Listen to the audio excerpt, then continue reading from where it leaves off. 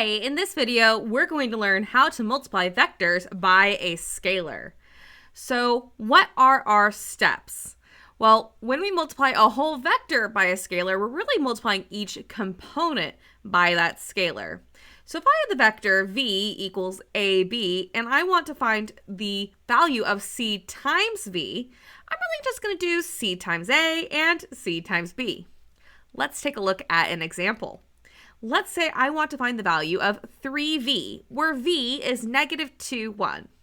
Well, I'm going to multiply each of my numbers by 3. So I'm going to do 3 times negative 2 and 3 times 1. That means 3v is negative 6, 3. Now, what would that look like graphically? Well, if v is negative 2, 1, we can graph that to start with by going left 2 and up 1. Then 3v is negative 6, 3, so we're going to go left 6 and up 3. Hopefully you can see here that when I multiplied by 3, I tripled the length, but kept the same direction. So multiplying by a scalar affects the magnitude. Now, let's take a look at another example. What if I gave you negative 2u as my goal? Well, in this case, I'm going to tell you u is negative 3, negative 2.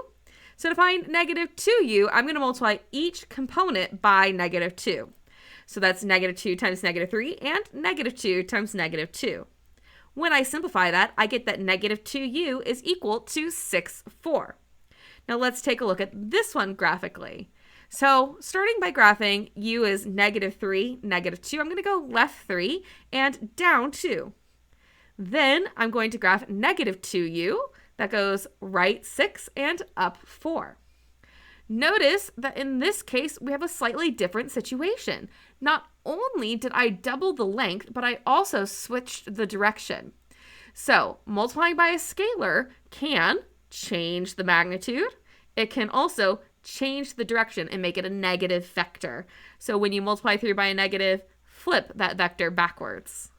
And that is how you multiply by a scalar.